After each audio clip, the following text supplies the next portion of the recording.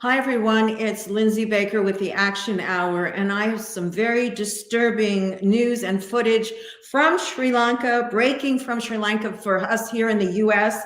Apparently, there was a tragic crisis where elephants were mutilated and left to die in water. And I have with me here today Duncan McNair from STAE, Save the Asian Elephant, and he's going to talk to us about this, what happened, and also about the new UK law that they're trying to enact, which would be, it's a bill right now, it's the Animals Abroad Act. And we're going to talk to Duncan about that right now. Welcome to the show, Duncan. Thank you for being here. Thanks so much, Lindsay. Really good to see you again. And hello to all your viewers.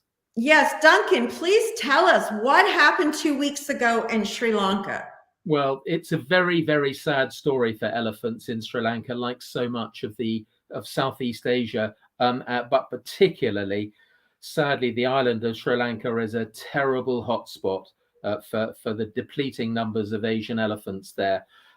This particular incident you're referring to, on which I think you have some awful footage that STAE was sent by an informant there, shows the sad days of passing of a mutilated elephant that was attacked, had one of its tusks torn out of it while it was alive, had its tail removed, has had various injuries, and it appears either was pushed, shoved, disabled into a water gully and just left there, or fell into. Let's show a little part of that clip. I do want to warn my audience right now that this footage is very disturbing and graphic, please. So we're giving you fair warning on this.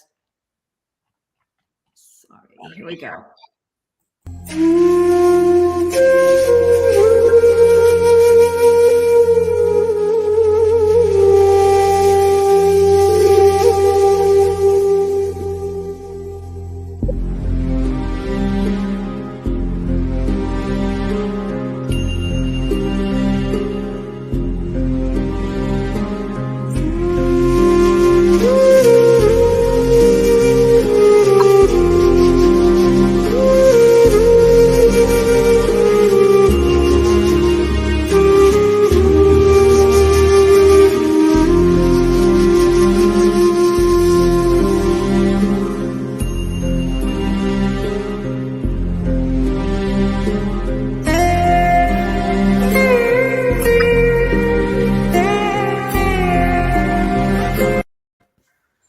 Wow, that is just incredible. Now, from what you said, this happens often, different animal-human conflicts in these villages in Sri Lanka, and apparently this was a gruesome mutilation of this animal. And then it appeared in that video that the people were attempting to help. I read your notes, and apparently they did come in with some help. Do you want to explain how that whole unfolded over, what was it, 2 days? Or yes, well, the sadness is that this is awful, not because it's unique, but because this sort of thing happens so much. It's not always, of course, caught on video.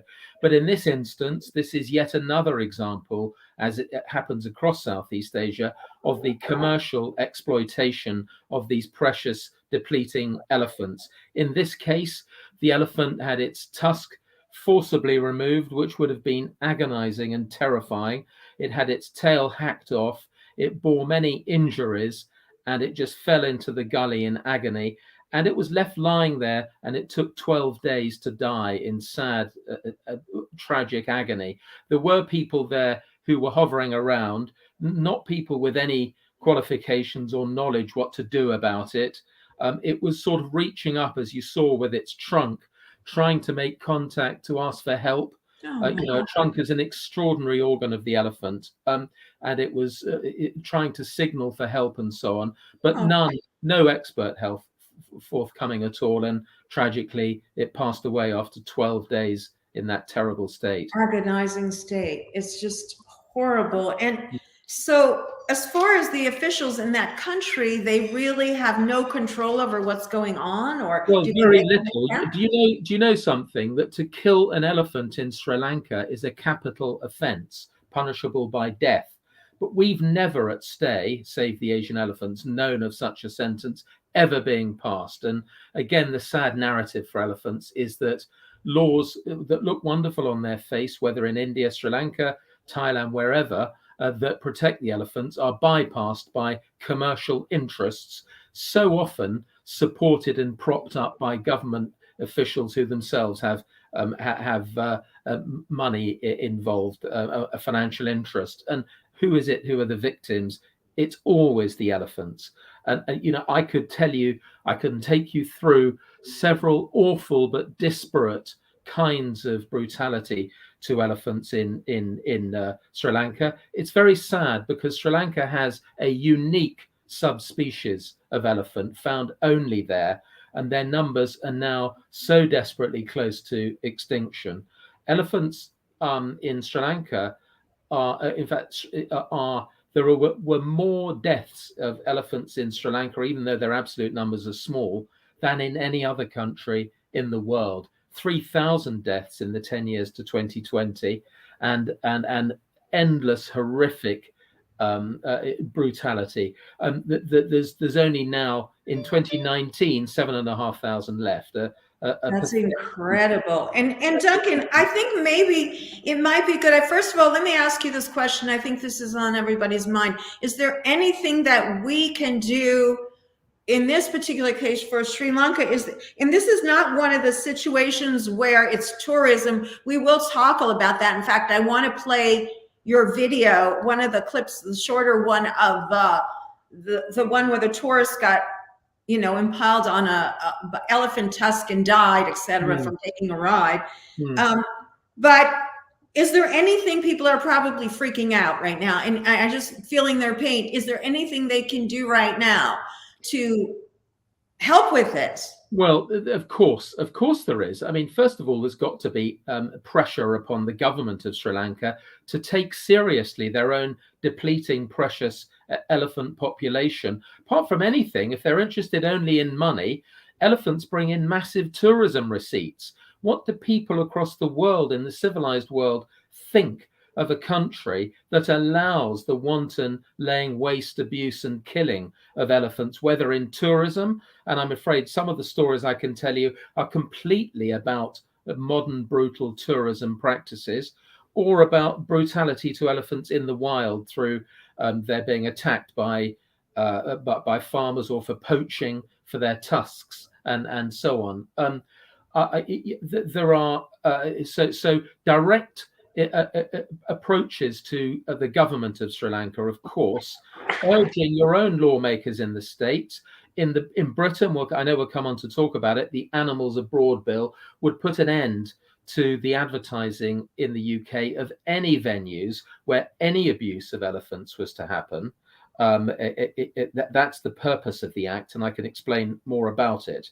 But also to abandon these ghastly festivals where we have nothing against the Buddhist religion or other Eastern religions. They're very peaceable and well-meaning in their true faith, but they are used, these festivals, as a commercial enterprise, exploiting elephants to make money for those running the festivals and temples. And you know, there is some awful stuff. For example, the huge Kandy is the capital of Sri Lanka, the Kandy Perahera, or festival, where, for example, we've seen images of an elephant almost dead on its feet, thin as a skin and bones, being whipped and forced along. And the only reason you can't see more is because it's covered in all sorts of garb. But when that's taken off, the elephant is in a terrible state, and it died a few days after the festival. You know, jaw bombs. Let me tell you this: Sri Lankan people, God knows, putting hand grenades into fruit, into pineapples, encouraging the elephant to eat them. Then the fruit explodes in their mouth, and there was a tragic tale. There was a female, as a matter of fact, a few months back. It was in all the papers. I saw it, and I believe I think you may have turned me on to the story, but she ate the fruit, and she was pregnant, I believe, and she went and died and went into the water. Exactly. I guess, and she died. Well, she took 2 weeks to die, and then took to the river, stood there, and eventually died. What a way to go! God bless her. I did a very big piece in the UK press recently about the horrors of rubbish dumps in Sri Lanka, which the Right. government and a government of Sri Lanka, GDP 100 billion, hasn't found the money to hive off these rubbish dumps where elephants, having been forced out of their natural territory for reckless building, are forced to go and try and find food on the rubbish dumps, and they eat all sorts of toxic chemicals, plastics, indigestible plastics, and so on, and sharp objects, and they get terrible ulcers. They think they're full, and they stop eating and die in agony. This is utterly unnecessary. And the sadness is we think there's an unspoken government policy of extirpation and ruination of the elephants unto death. What a terrible thing. Right. And Duncan, I want to show for those people, I know that the people that watch the show know, our regulars know about animal abuse, but this goes out to a lot of people. And for those that perhaps are involved in this, going on trips to these countries or other countries where animal tourism, taking rides on elephants, I'm going to show a very short clip, again, warning my audience. This is very graphic of an elephant being beaten. So just watch if you dare.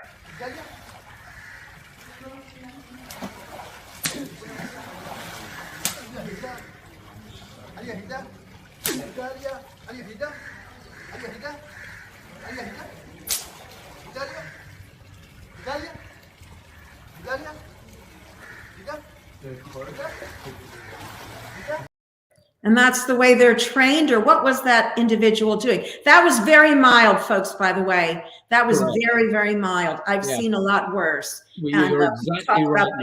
But tell us what we were seeing there, Duncan. I've seen that and worse. That was a temple elephant, and that was being pointlessly brutalized. There is no value in that at all.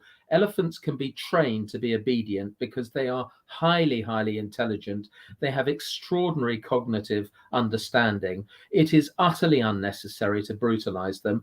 Elephants have been bent to the will of man for centuries and millennia. They've never previously, until the last 50 or 60 years, with brutal tourism practices and so on, been so atrociously treated as they now are. And that was just brutality for its own sake. Let me tell you, the people across these countries who are charged with looking after the elephants are themselves, in a sense, economic slaves, the mahouts. They have little prospect, no education. They're on drugs or booze. They have terrible housing. I've seen it all. And they take it out on the elephants. God bless the elephants. And elephants don't know why. I've seen much, much worse than that. Mighty poles and sticks smashed over the elephant's head and things. They don't know what they've done wrong. They don't know what they're being asked to do. Let me show you what happens every day with elephants across India and Southeast Asia. This is a bull hook. And it's an ankus, is the Hindi word, and this is used to rip and stab and all the sensitive places of the elephant, in the eyes and in the sensitive parts everywhere, on baby elephants, to break them for easy use in tourism. Here's a ceremonial version for special occasions. Can you believe it? These are used all the time to stab and abuse and terrify. And I've seen mighty elephants just having one of those waved in their face, and they leap back in terror as a reminder of the vicious attacks on them in the past. It's a tragedy that they should live out their lives in a bubble of fear like this. But it happens all the time. And of course, my organization is not just standing back. We have proposals, and we are seeking to force them upon our government at the moment. Vast support from the British people for these changes. The government is dilly-dallying and wavering for reasons I can discuss. Can you talk a little bit about why the UK government is not going forward with these horrific, horrific torture? Okay, first of all, I'll tell you that I'm a lawyer. I drafted a large part of a bill that the government asked me for 2.5 years ago. That appeared to be approved.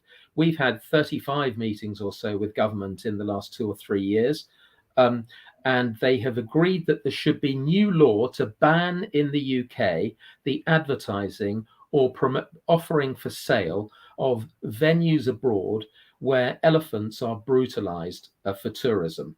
And indeed, that has developed in our meetings, not just to elephants, but all species abused in tourism, that there should be an outright ban in law on the advertising of such places. Now, that was all going well, and it's still meant to be on the stocks. I have a letter from the key government minister right here from exactly 7 days ago, promising that this is still on. They're looking for parliamentary time. But today, I've heard, as it were, inside information that there are key elements of the senior people of influence within the government, it's a Conservative government, that are trying to derail the entire Animals Abroad bill. Are you kidding? There's no real arguments, but the rationale, if you can possibly find it, appears to be we've already done enough for animals. We recently passed, they called the Sentencing Act. There's an important act called the Animal Sentience Bill that we hope will go through very shortly. The poor Asian elephants, whose hopes are linked to the Animals Abroad bill, seem to be kicked into touch or at risk of it. Now, I need to explain this to your viewers. First of all, we do not blame our Prime Minister, Boris Johnson. We certainly don't blame the relevant ministers. That was the question you saw there, the question about why is he doing more? Yeah. We don't blame them. There's some good ministers. Zach Goldsmith is an excellent minister, trying his hardest. So is George Eustace, the Secretary of State. But there are elements within the Conservative Party who I have no words for, from what I read of reports about some of the other stuff they're doing in relation to animal welfare. Very pro fox hunting, trying to stop the ban on the import of foie gras, which is brutally produced, as you know. Other elements that exist in the animals abroad. And I think I have a bit of competition for the dog at the moment. Yes, I'm sorry about that. I'm my neighbor's dog. Yeah. So that there is real danger that this bill and now is going to be dumped. That won't mean the end of it, but there is a danger that it gets sidelined for years and that the elephants get tortured and killed. People get killed. Let me tell you something else, and let your viewers please hear this loud and clear. Not only do elephants suffer brutally in tourism, but humans are killed by elephants who are abused. Elephants are gentle and patient creatures. Duncan, let me jump in there. I have the footage. Let me show that video. You can, this was actually a short version of a video you've done. And I believe this is on UnChainedTV as well, or is going to be played the long version. So let's take a look. Sure. Every year, thousands of people visit Nong Nooch Village Park for elephant displays. Teams of handlers torture and beat both babies and adults daily.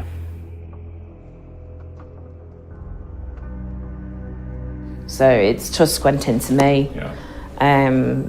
Its right tusk, the trunk threw Andrea back onto the concrete. Yeah. It then pulled its head back in and then repeatedly attacked. We got to the hospital, we think roughly around 4 p.m. And she died on the operating table around 8:30 that night. That's good.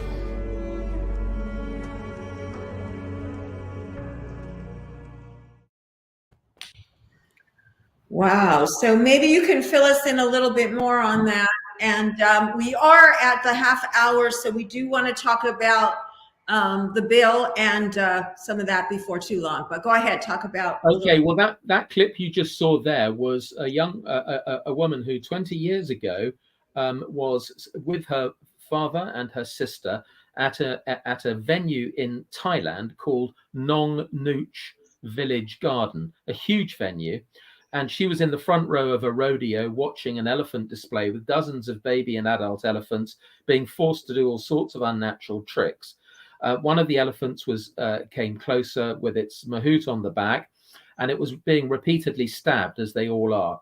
And she said after one stab, its eyes rolled and it changed its demeanor, and it rushed at their little group and thrust its tusk several times through her sister's chest. And as you heard, her sister died some hours later. Now, this is still going strong, this place. It is being advertised today by 119 UK tour companies.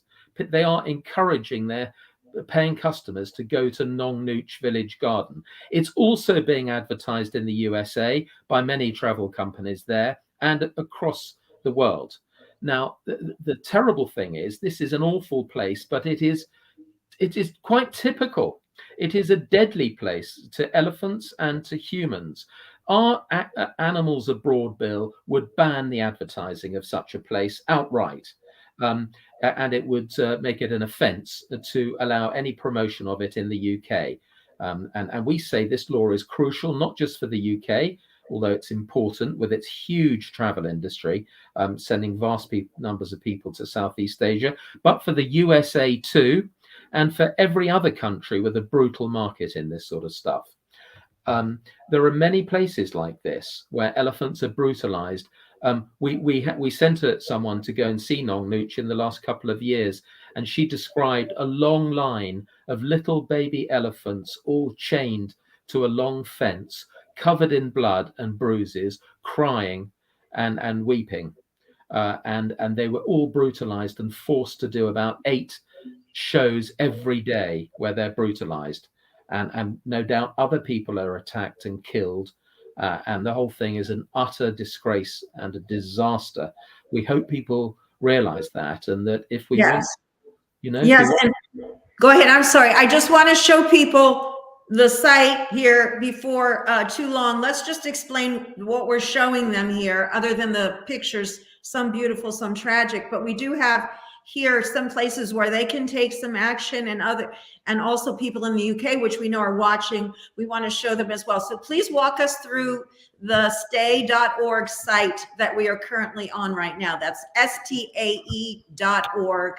And the link will be at the top of this post at the end of the broadcast. Go ahead, Duncan. Okay, Lindsay. Well, if you go to the site, you will see that you're linked through to various letters. If you're a UK resident, first of all, this is what you can and we ask you to do. Firstly, at the top of that page on screen, it says write to your MP using a sample letter. You can adapt it as you wish or adopt it outright, and then you cut and paste and send it to your MP. It even tells you who your MP is if you put in your postcode, your zip code, and it tells you their email address. And so it's a really easy matter of seconds to do it.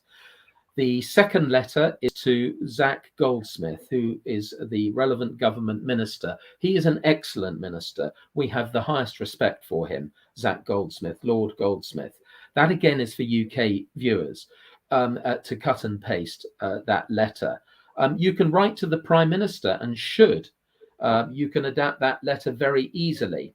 And so there you're speaking of Americans. We can write to the Prime Minister? Well, of course you can, but the better thing to do, what we hope, Lindsay, is that other countries, and we believe they will take up a law like ours to ban, in your case, the advertising in the US of venues, both within the US and abroad,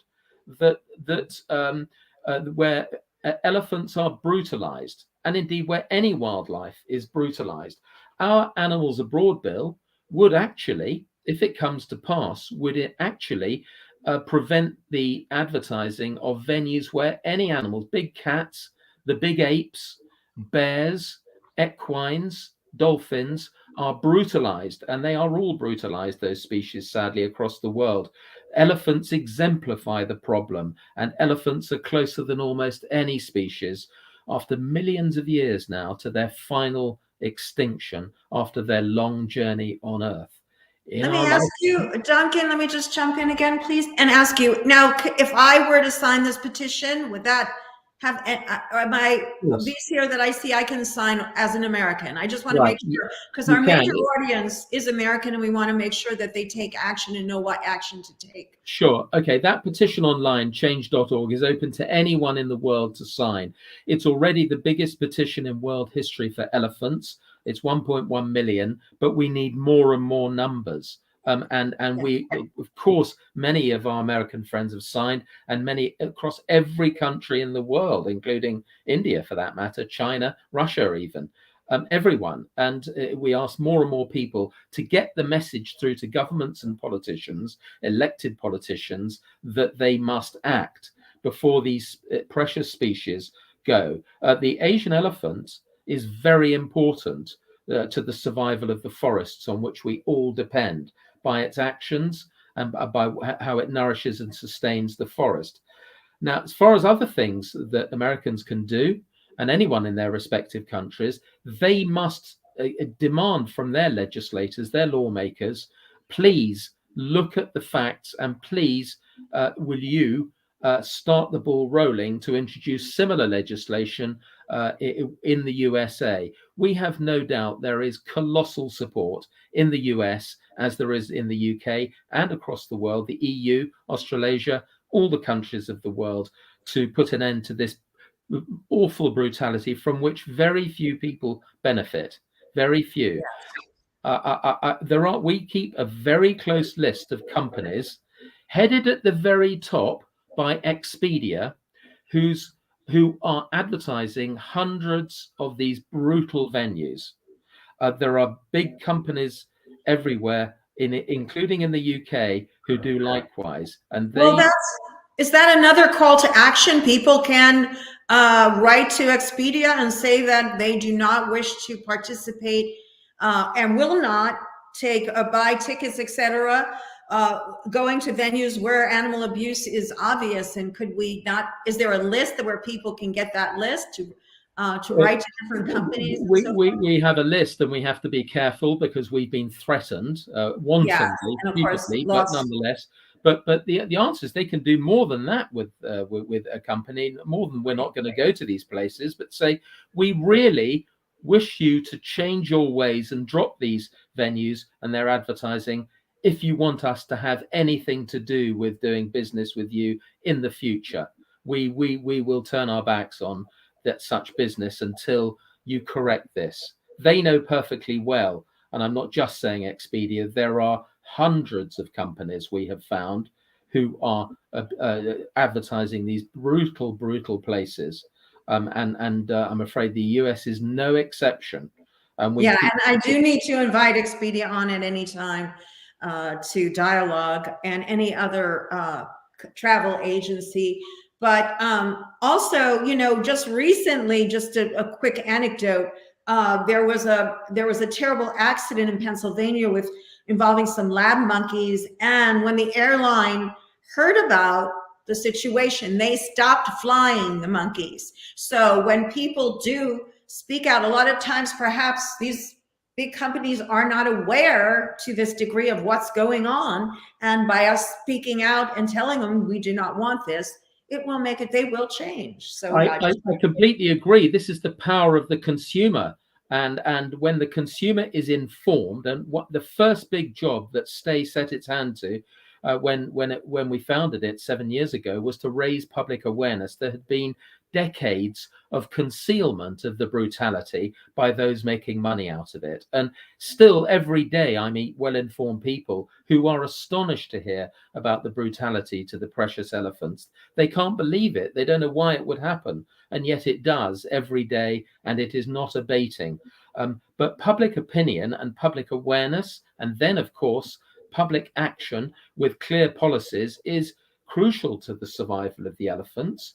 But it should be reinforced with the compulsion of law, not just people deciding to go to nice places, genuine sanctuaries rather than brutal places, but that the companies should take responsibility and be liable for this abuse themselves.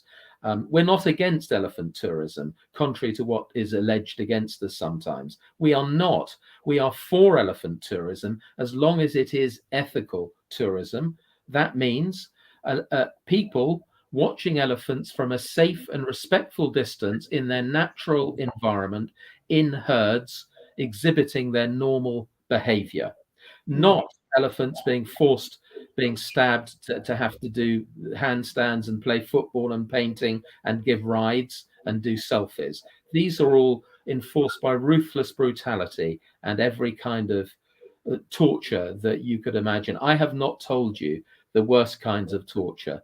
What I can tell you is I have seen baby elephants screaming and crying as they are beaten, with sometimes their mothers nearby, often their mothers being killed, who tries to protect it. And that this should carry on now is an outrage and a tragedy. It just is horrific. And we can make a difference, as you say. We all have to take action and do something about this by writing to our representatives and letting them know. And particularly in the tourism, as far as tourism, be very careful in what we choose to do. Refuse to ride I mean, there's still so many people, and TV programs like, I don't want to name any of them, but there are several where on the particularly reality shows I've seen a lot where people go on trips and they're doing all sorts of things. They're going into these tiger cages where these tigers must, and elephant rides and all sorts of things. And so this is raising the awareness. And so you came on today because you want the folks in the States and of course in the UK, but also to raise awareness in the States. So tell us, we're just about running out of time, unfortunately. So tell us again, let's wrap up what people can do and the message you'd like to get out to folks. Okay, and listen, first of all, take responsibility yourself. You in a sense don't need a long list of companies, but what you can do is any venue that is being offered that includes riding elephants or playing with them, close contact, stroking them, selfies, washing them. This is all strong signal of abuse. So you should not only turn away from such places, do not go on holiday to those places, but tell the travel agent why not, or make it clear online why not, so they get the message. The purpose of our law is to change the whole market towards ethical and legitimate, proper elephant tourism at a safe distance and so on. Do encourage your congressman and your senator, and indeed write to the president and ask them. I know, of course, there are other events in the world now, but the world continues turning, and no government is a one-trick pony. It's got to do other things, and one day we'll wake up and there are no elephants. So and indeed a lot less people who get brutalized. So they must know this. There is a lot of material on the STAE website. We would love to hear direct from our friends in the States, because I'm coming to the States. I want to address audiences. I want to go and meet with legislators and talk to them about this. They will, through no fault of theirs, but concealment by the industry largely, be unaware of these issues. And yet they will see they command massive public support for change. So that's another thing to do. Join STAE, talk to us. We can tell you how to help. Write direct to the ambassadors of these countries in your own country. The ambassador, the High Commissioner to the countries of Southeast Asia. There are only 13 left now that house wild elephants, but they include India, Thailand, Sri Lanka, and 10 others, Vietnam, Cambodia, and so on. They should all be told, we do not want you doing this. We are not interested in coming to your country whilst it is a haven for brutality to these precious creatures. All of these are things that all of us can do, and we can do them without huge application of time or effort. And yet they're very, very important. It is us, the rank and file of people, who can save this species. Yes, absolutely. Well said, Duncan. And Duncan, thank you for being on today. Everyone, please go to STAE.org. Take action. As Duncan was saying, we can make a change here. We must make a change. Compassion is the road to peace, and we certainly all want peace today. So thank you for watching, everyone, and we'll see you next week on the Action Hour. Bye-bye now. Thank you. Thank you.